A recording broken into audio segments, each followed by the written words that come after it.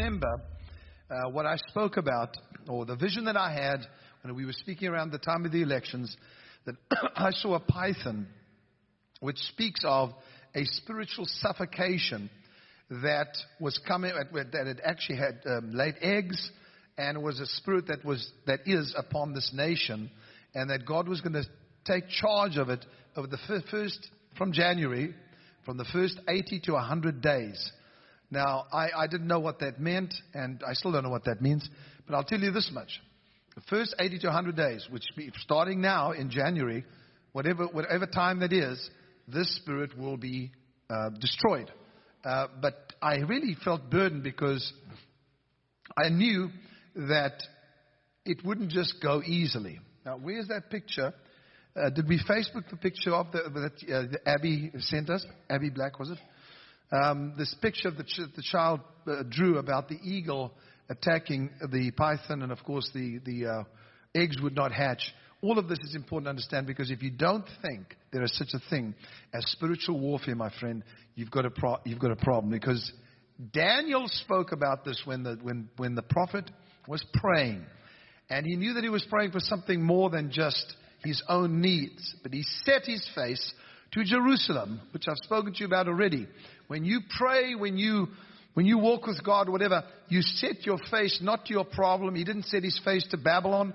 He set his face to Jerusalem. Now, he was in Babylon in captivity. Even though he was reigning in captivity. You may not understand this, but you can actually reign while in captivity. You can rule while you are in captivity. You can prosper while you are in captivity. What are you talking about, Kim? Well, I don't know if you followed what I was saying the past few weeks, but Joseph, he prospered even though he was in Potiphar's home as a slave. He became the ruler of his household. That was a massive thing. And then he went to prison, and in prison, Joseph prospered. So really, a lot of people that say, well, I will wait. I'm going to wait till I get my breakthrough, and then I'm going to give, and I'm going to do all these great things. You're wrong, because it's not how it works. This takes place right at the beginning of your life, where you begin to practice the gift of God, like Joseph practiced his gift while he was in prison. He didn't say, when I stand before the king, then I will show my gift. He practiced it. So Daniel, while in captivity, set his face towards Jerusalem and began to pray. And he fasted and prayed. And what he was doing was he was releasing something in the heavens. What you don't understand, and what I understand now, a lot of people don't understand, but I do, when I go into my garden, even if I feel nothing, even if I'm in pain or I'm concerned about something, I know that every time I open my mouth and pray, that something is taking place in the heavens, which will eventually release it on the earth. I may not see it. I may be praying in that garden in Los Angeles, California, and somewhere in Greece, God is doing something. I may be praying in California and releasing something in the heavens that gets released in Russia or in Syria or in Israel. I may never know about it. Daniel didn't know the extent and the consequence of his spiritual prayer life until the angel came there and said, for 21 days I have been battling the demon, the prince of Persia. Now you've got to listen to this, because even though we are under new covenant, we think, well, Jesus took care of all that. Yes, he did for you. But he still says fight. Fight the good fight of faith. He speaks about spiritual warfare. That the weapons of our warfare are not carnal, but mighty through God to the pulling down of strongholds. Something that is in the heavenlies. Something that is over this nation right now has to be pulled down, and it cannot be pulled down by Joe Biden. It cannot be pulled down by the President of the United States. It cannot be pulled down by politicians. It can only be pulled down by the spiritual leaders that have set their heart towards the kingdom. Not towards failure, but towards the kingdom, and said, now we will pray, and whatever spiritual stronghold is over our nation, it will come to an end. I am one of those voices, just one. Whatever you bind on earth will be bound in heaven, Jesus said. Whatever you loose on earth will be. Give me that big key that's in my office. You have a key. I was going to tell you the names of God, but I'm not going to. I'm going to get straight into the spirit of Python and the spirit that has joined forces in order to try and bring this about, and it's happening and it's taking place right now. Daniel did not know that when he was praying and while he was fasting, that there was a fight going on in the heavenlies, and this is what the angel said to him. He said, Daniel, I have come from a battle for 21 days. That Daniel fasted and prayed for 21 days. And he said, I have come because of your words. In other words, your prayers released me from that warfare. Now I have to return. Because the spirit of Greece has come to join the spirit of Persia in order to bring about a victory. Daniel, keep praying. Daniel, keep getting revelation. Because out of that revelation will come a revolution.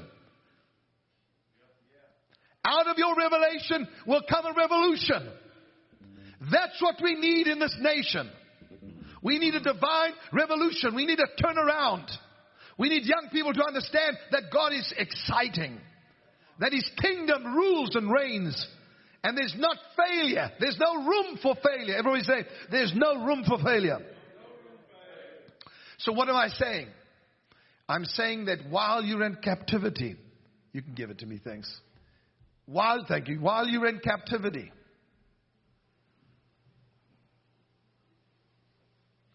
you have a key.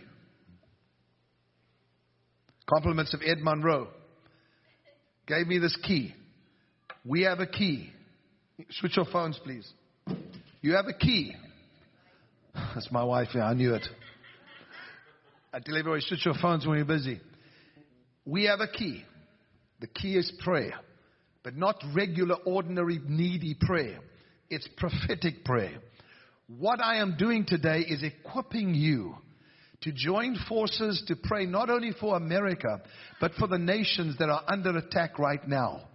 Wherever you are watching from, whether you're in the United Kingdom, whether you're in France or Paris or where? Belgium. Shout the names of where they're writing in from. Ohio. Wherever you're from, right now, you are being equipped with prophetic insight as to how to pray to bring victory to our nation. Okay, I just want victory in my house. Well, Daniel got victory in his house when he was praying. When the angel came, he affected Daniel as well. In other words, Daniel's prayers were bringing about revelation. That revelation was bringing about a revolution, a change. Now, the vision that I had was about a python that was going to, and I of course told you what that means. It's a spirit of divination. And that spirit of divination charms. Everybody say charms. Now, I mean, that's with my accent. It's charm. It charms. That's what it does. It is charming. It is enticing. Now, what I saw this morning when I was in prayer, besides anything else, that God was going to bring about a victory, a massive victory in this nation. But there were going to be some humbling moments in the White House and humbling moments for this president. This is not that I'm against him. I'm just telling you some humbling needs to start to take place. We need some humble people to come and to stand and to speak the truth. Humility is lacking. Okay, I'm not getting much response from that, and I don't blame you because you're not sure where I'm coming from. As I was praying this morning, the Spirit took me into a heavenly place, and I began to realize that there was a stronghold that was joining the Python spirit, and now at this very hour, that spiritual force. Now remember, the angel spoke to Daniel about a prince of Persia and a prince of Greece, and the different princes, the ruling powers, or the not ruling now, but the powers that are at war with the people of God and Israel specifically, are active at this very moment. And what are we doing? They have planned for the downfall of the U.S. economy. They have planned for the closing of non-profit companies and charitable organizations. They have planned for your downfall and for you to lose your money. This is not about a liberal or a conservative or whatever. It's not about that. Their plan is to destroy and to suffocate the very life out of you. That's their plan. They are active right now. What are we doing about it? What is our responsibility? What is it that we are supposed to do to bring an end to this? Well, we need to vote? Yes, okay, vote. Look what just happened. Vote. Do whatever you have to do. Make your voice known. But I'm telling you right now, the greatest power that you have and the key that you have is to find out what is happening in the spirit and begin to pray against that and declare that you are totally inoperable. You cannot operate in the presence of the people of the living God, and you cannot operate in the presence of the blood of Christ that speaks of better things than that of Abel. We are the princes of the blood royal. Do you understand that? If you do understand that, then I want every person watching me and all over the world to raise your hands up and say, I believe that my prayers make a difference. Therefore, what I perceive, I receive. So, Lord, I'm praying for perception to come in these next few minutes. That people would understand and see with the Spirit. And as they realize that their perception will bring about a prayer that will destroy this force that's trying to destroy America. And I can tell you many of the plans of the enemy at this time. I can tell you a lot of it. I don't need to.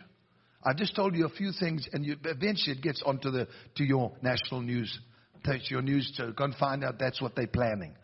What is God saying though? Now let me say this to you in a very small teaching. The spirit that we are dealing with, besides Pythos, which we know God said He'll deal with, we have to pray against, and we have to sow into His kingdom. But the second one is Jezebel. Why are you talking about Jezebel today? Because this morning I saw those two forces joining, because the python is losing power and losing momentum. Just like when Gabriel spoke about the prince of Persia being brought down, this prince of Greece joined him in that battlefield. Now I know some of you may be saying, I think you're crazy, and maybe I am, but I am biblically crazy. And so what I'm giving you right now is what happened in the Bible and what's happening right now. Every Bible name has a meaning. So much so that sometimes when God changed the nature of a person, He also changed his or her name.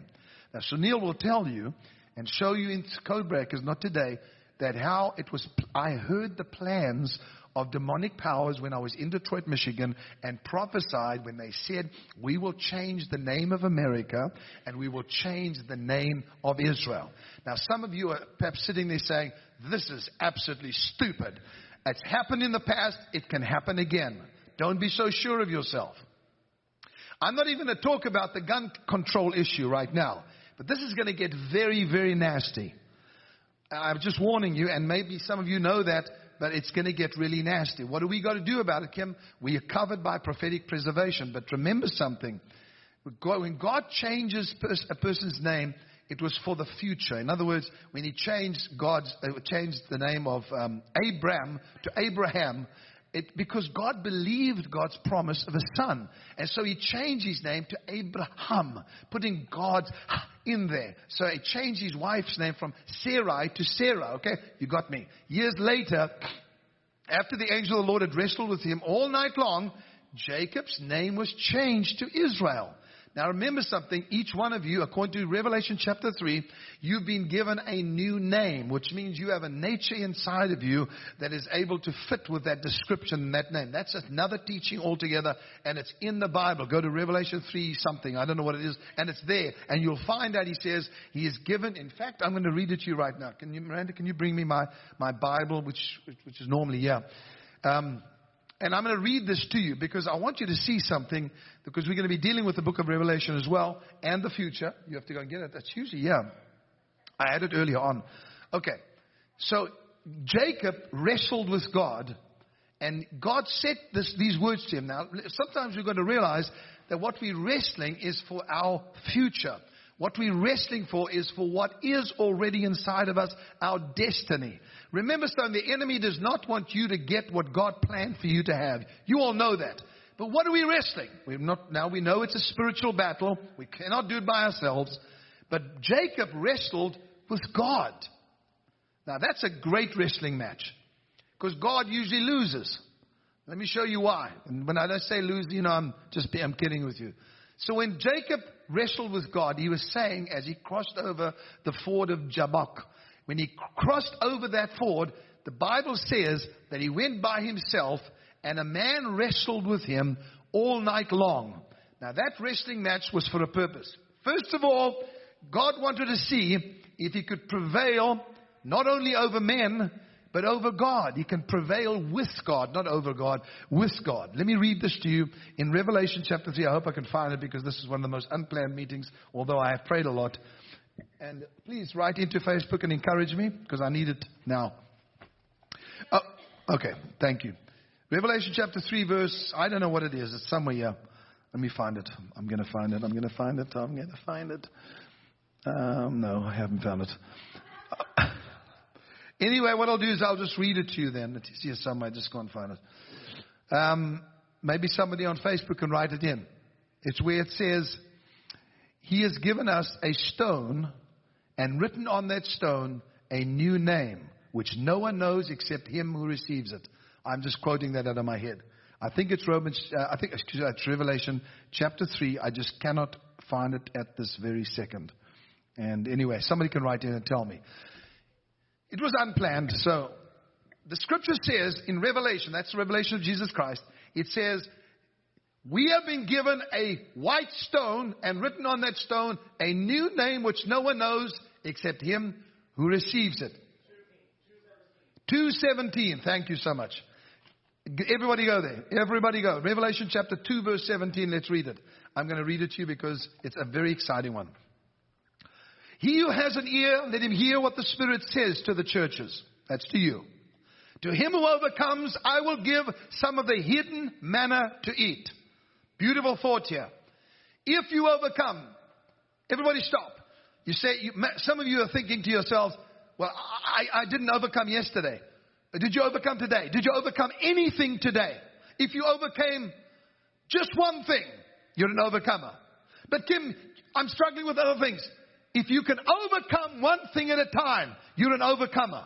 If you have nothing that you're overcoming, then you're a loser. But surely you can understand that we cannot overcome everything at the same time. But when something comes against you and you're able to overcome it, you are an overcomer. Beautiful. Good going, Kim. He who overcomes, I will give some of the hidden manna to eat. That which is hidden inside of you will come forth.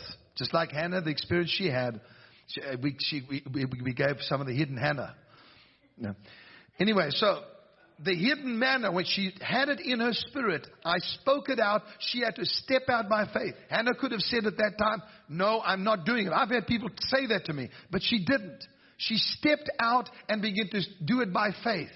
And the result was, look what you have today. You have a person singing songs of God, prophesying, doing the most amazing stuff. And what happened was there was hidden manna in Hannah. Hidden manna in Hannah. There's hidden manna inside of you, and the way that it comes forth is when you overcome. Let me give you an example. God says to you, I'd like you to take 30 minutes of your time, and I want you to go and pray. You say, I'm sorry, I cannot do it, and you don't overcome. I'm trying to tell you it's in those areas that we need to overcome more than these silly little things that seem to hold us down and we worry about every single day. We've got to worry about the big stuff that we have to overcome, that comes against us. He who overcomes, was it 17? I will give hidden manna to eat. Okay, I've said it. And I will give him a white stone. And on the stone a new name written which no one knows except him who receives it. Wow. What is it saying? It says each one of you has something hidden that has to come out. The white stone speaks of revelation. When Jesus said, who do men say that I am? To his disciples. Some said, you are Jeremiah. Some said, you are Elijah. Some said, you are John the Baptist. Some say, there's too many people quoting somebody else. What do you say? Jesus says to them, who do you say that I am? I'm sick of hearing what CBN is saying, or CNN is saying, whoever. I didn't mean CBN. Sorry, Pat. Sorry. Not doing very well today. CNN or ABC, whatever they are. I don't want to hear what they're saying. What do you say? Listen carefully, please. Nobody says a word. Simon Peter plucks up the courage because something's hidden inside of him. And he's going to overcome fear. And he says, you are the Christ, the Son of the living God. As he says that, Jesus swings around in response to revelation. Are you hearing me? What does God respond to more than anything else? Revelation. What He has revealed to you, speak out. I'm not ashamed to say I'm a prophet because God told me that, made me that. And I would be stupid not to say it. If God made you something, then you say it. You speak it out. So Simon Peter reveals what he gets. He says, you are Christ the Son of... Jesus responds to him and says these words. He said, blessed are you, Simon Bar-Jonah. For flesh and blood has not revealed this to you, but my Father has revealed this to you. He says, listen to this now. He says to him, no longer are you Simon, but now you are Peter. What's that all about? Well, remember when he first met Peter, he said, you are Simon, but you will be called Peter. Hidden inside of you is a reigning rock. And it was only when he spoke out the revelation and that was released that he became Peter. It's only when you speak it out, you overcome. And revelation is spoken out that you become the stone. Now, what does the white stone speak about? So what did he say? What did he say to him? He said, where's my key? Forgive the den today, please. What did he say to him? Based on your revelation, I give you the keys of the kingdom. Now, you may not understand fully what I'm saying, but I think a lot of you are quite spiritually minded to understand why prophetic revelation is so important. Because when God says something and you speak it out, there is a response that comes from God and says, now you've stepped into your higher nature. Now you have stepped into your higher calling. You have another revelation 2 years from now, you step into a higher. It always goes higher and higher to a higher degree of understanding, insight, to a greater realm of existence. Okay, so Simon Peter gets the keys. What does he tell him he can do? Bind on earth, bind in heaven. Loose on earth, loose in heaven. By the way, you understand what the word Peter means. It means a stone. The Revelation chapter 2 verse 17 simply says, when you get a revelation, it is like a white stone, and on that stone written a new name, which only you know about. And then you change into that which is hidden inside of you. That was well put. At least that little piece was well put. Okay. In the New Testament, Saul of Tarsus, whose name meant demanded. He changed his name to Paul. You know what Paul means? Little. Lesser. He was no longer demanding. He changed his name to humble or less or little. And this is what the greatest apostle became in his own eyes as he looked increasingly upon the greatness of Christ. It's amazing how often a biblical character lives up to the meaning of his or her name. It is. Sometimes, as in the case of Paul, they deliberately took a name that meant what he wanted to be. Now, let me speak to you in closing these last few minutes, because you and I have got to get to understand what is taking place in the Spirit. Let's talk about the name Baal. Baal is how you actually say it. The prophets of Baal. The word, now we're going to talk about it because we're going to get to Jezebel and find out what is creeping into our White House, our capital, our politicians. No, not because they're Democrats, not at all. But please take this warning, and today we are going to take some action in the presence of the Spirit. Now you stay with me. Am I getting any yahoos from Okay. Thank you. And I do this because sometimes I'm not I'm not sure if I'm connecting because sometimes it irritates me when the Lord does this to me. I wake up this morning, I have this perfect message, and then I go into my garden and no. It's just an hour and a half. It's beautiful. But and then I realize, He's telling me to do it today. And I'm saying, God, I'm not even prepared. I don't even know the scriptures. And then we got 20 minutes to go, and they're saying, well, you decided to start at 12 o'clock. Now, here I am. So I'm doing my best. Okay. Baal means master, possessor, controller, possessor of anything or everything. It doesn't just want one thing. It wants to possess everything. It wants to control you. Don't take lightly what this prophet is saying regarding the same thing that happened with Elijah.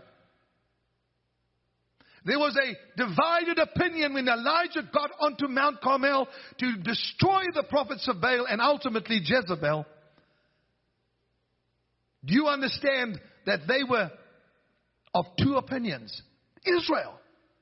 I don't think the church has ever been as bad as it is now in terms of a divided opinion about the future.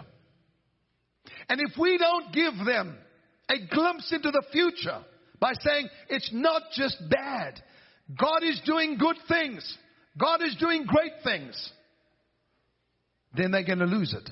And you and I are going to be suffocated. Okay. Each person has certain traits, vices, and then, of course, virtues that exist in your soul. Now, you and I have spoken about the soul. And each soul, listen to this, please listen to my statement.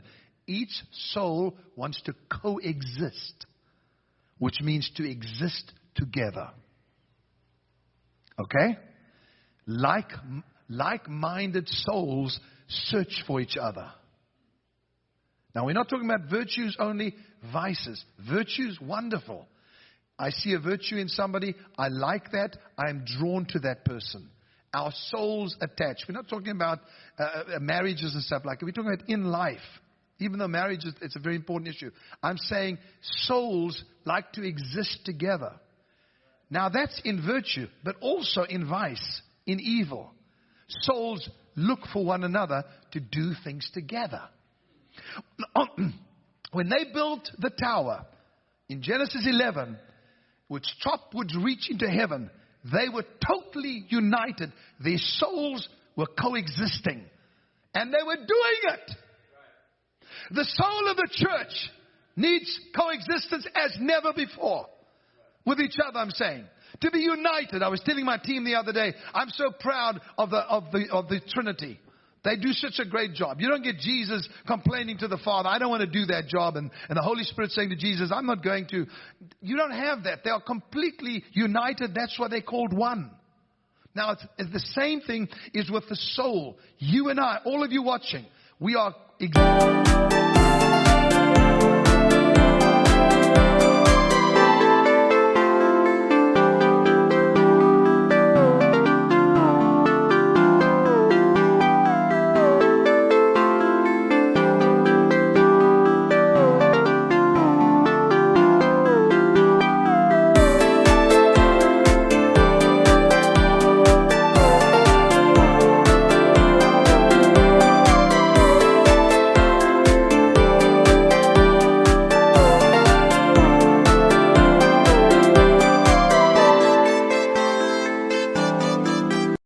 together, and we have one thought in mind. Of course, that's Christ to be sent to the world and shown the good news. But also, what is He saying now? And let us realize that the spirit of Pythos and the spirit of Jezebel have now sought each other so they could coexist and they could become multiple powers. What does that mean for us? It means control. Listen, control is not always bad, but it's getting worse. Now, this is dangerous when these souls try to coexist, when there is evil and bad in a human soul, because the mischief doubles. The mischief multiplies as they coexist. The name Jezebel means non-cohabitant, without obligation. So Jezebel if you want an answer, is not just a wicked woman, because people have picked on these poor women for years. Jezebel can be in a male form. Jezebel means non-cohabitant, without obligation. Doesn't need to be any specific place. Jezebel is a fantasy space. She's an effect, a personality, a lifestyle. Now let's give you a bit of history on Jezebel, because we're going to pray against this together in the next few weeks. I've set myself aside to fast like I've never before and pray, because God called me to this nation and to Israel, United Kingdom, Australia, Africa, to different nations to speak to them. Now, who was Jezebel in history? The daughter of Ethbaal, who was the priest king of Tyre and Sidon. She was married to Ahab, as you know, to ratify an alliance between Tyre and Israel. Tyre, that's the city, okay? By which Omri provision was made for her to continue, listen, to worship her native god, Baal, in Samaria, her new home. So in other words, it was coming from the top. You realize when somebody has authority to that degree, the queen, it then gets released to the nation. She had a strong, domineering character and was self-willed, and she was forceful. A fanatical devotee of Melquat, the Tyrian Baal. Now, that's just a little bit of history I thought I'd give you, so you understand she came into Israel as a queen. Her staff, just the people that worked for, numbered 450 of these prophets. 400 prophets of the goddess Asherah. By the time Ahab was king. So she had 450 of the prophets. 400 of the prophets were false prophets that she'd surrounded herself with. And what she clamored for more than anything was for her God to have at least equal rights with Yahweh, God of Israel. I know I'm speaking out of revelation. I know that I'm speaking from my heart. And I know it's a lot that I'm pouring out to you. But I want you to hear me, because God told me to do this. That she wanted her God, Baal, to have equal rights in Israel with Yahweh, God of Israel. Now I want to tell you who the God of America is. It's Jesus Christ. And I'm not saying the Lord God, or I'm not saying Yahweh or Shalom. I'm saying His name. Jesus Christ.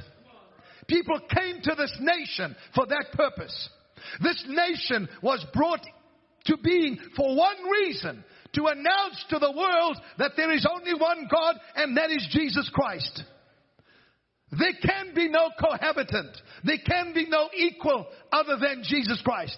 There's no other God that is equal to Him. Do you understand me? You say, well, Kim, you're going to get into trouble because in this country we let all religions operate. I know. But there's only one God. Those aren't real gods. Jesus Christ is Lord. Thanks, Charlie. This brought her into conflict with the prophet Elijah. The reason that God is raising up prophets all over the world is because this spirit is so prevalent. This spirit is endeavoring to raise the names of religions and gods and make them equal with Christ. Then it'll get worse.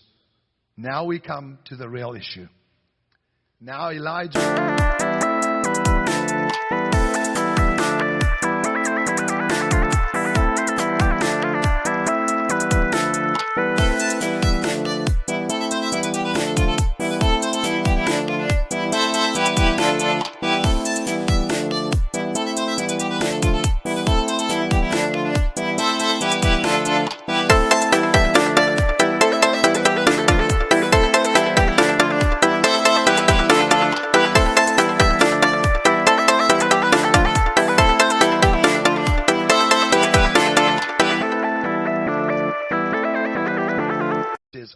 see. The conflict begins with the prophet Elijah. A battle between Yahweh and Baal is about to take place in the United States of America. Come, Joel. In the United States of America. Did you hear what I said? Kim, I've never heard you being so negative. This is not about negative. We're still going to be blessed. We're still going to have our families. We're still going to see God's abundance in our life. I want you to know that this force is bringing a conflict with the prophets because it has decided that it will dwell in this United States of America. The battle, I'm going to say it as a prophetic word, between Yahweh, Yeshua, and Baal is about to take place. A battle in the United States of America. A spiritual battle is about to take place. Kim, you saying that we're in trouble? No, I'm saying to you, get up. Get out of slothfulness. Rise up and pray and fast with me is my request. You don't have to give up all your food. All you've got to do is give up something and say, we're going to do for the first 100 days in the United States of America and all over the world. I want all of you to join me. I'm going to go on a partial fast to see this victory brought about and the prosperity of His people to take place. A battle between Yeshua and Baal is being fought in the United States of America and is beginning right now. Now, what happened? What happened on that mountain of Carmel? A massacre. I'm not being dramatic. A massacre took place of the prophets of Baal.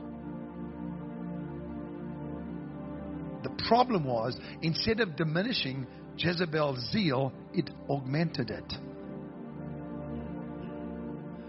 She had a conception, and I want every person to please try and listen to me now, of an absolute monarchy.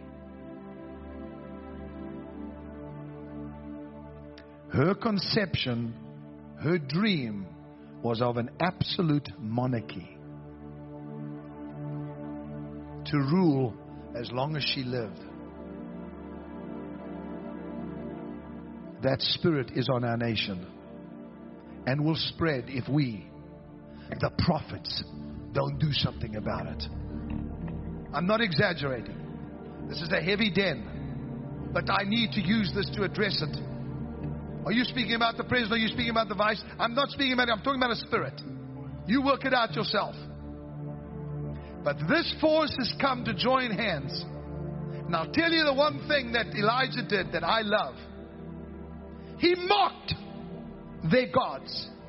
He said, do what you have to do to bring fire from heaven, because here is the sacrifice in front of you, in your presence.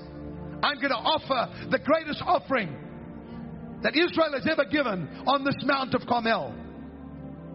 I'm going to do it in the presence of Baal. And they began to dance around and scream, and hour after hour they cut themselves, they bled, they urinated, they did all kinds of stuff. That's what the Baals did. They were so full of filth. As they did it, Elijah stood up and said, where is your God? Has he gone to the toilet? Has he gone to refresh himself? And began to mock the God of Baal, the Baals. Now listen to me, please. This is great stuff. Go to a major key so we can, and go to the key of D major if you can. Listen to this, people. I'm finished with Jezebel now. I just wanted to tell you that.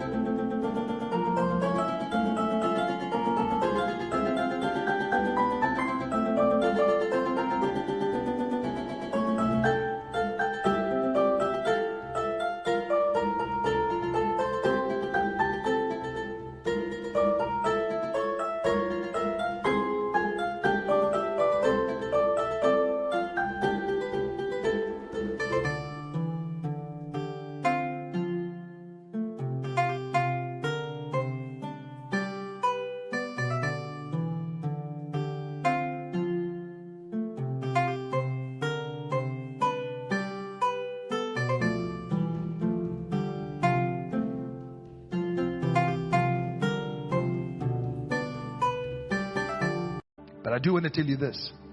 What is going to bring about victory in the United States of America, Canada, United Kingdom, France, countries all over the world that God has pinpointed me to pray for. Even though oppressed nations, Russia, God has told me there's certain things He wants to do, and He is plucking out people from all of these nations, and they're going to have this unbelievable soul connection like we have right now, and going to break the power of this force as Elijah did on Mount Carmel. Thank God I'm finished with that, because I had to share it. It's off my heart now. Now let's do what they did. Every person watching me at this very moment, I want you to stop just for a second. I want you to think just for 1 minute about what took place, and then we're going to play, and we're going to get you into a place of hearing from God. Elijah stood and mocked them, and then he said, "Get out of my way," and built an altar. Now you've heard me talk about this before, but we are going to act today. What was the purpose of it? He said, "Bring me water, pour it on the wood, because I'm going to prove God so much to you that I'm going to take that which you don't have, pour it on the wood so it's impossible for it to burn. And then the fire and the water together, okay, the fire and the water together are going to bring about rain and the destruction of the Baal prophets, and bring Israel into one opinion." He stood before Israel and said, "Why do you have two opinions? Your soul is divided. Let us offer the offering to God, and in the presence of the Baal, let us offer this offering. And when the fire comes and consumes the offering, the first thing that's going to happen is the destruction of the prophets of Baal, and then the rain from heaven." Are you wanting that for your nation, for your people, for your family, for your business? Yes, you do. Then we're going to do it now. Father, we sense very strongly that this prophetic revelation has taken us to a place where we know we have no choice but to act. We're not going to do anything now. We're going to first do what Elijah did in the presence of these enemies, in the presence of Baal, in the presence of Jezebel. We are going to offer an offering to you, Lord, and we pray that as we put it on this altar, that you would consume our offering and then bring to destruction, begin today, of this spirit that has endeavored to join the spirit of Pythos, to suffocate us, to take habitation of us, to take control over us. And Lord, I pray, cast it out from even the top in the land, throughout this nation and throughout the earth, I pray. Now every person, listen to me. I want you to pray a prayer and say this, and then I want you to act. I want to give to you, Lord, knowing that this offering is done in the presence of prophetic revelation and in the presence of the spirit of Jezebel. And as I do it, I'm praying that you would bring this force down, and that you would touch our nation, but especially our families, and that Yeshua would be raised up, and control, suffocation will be brought down to nothing. Say this with me. Speak to me now, and I will give. And as I give, consume my offering, destroy the influence of these religions, and send the rain.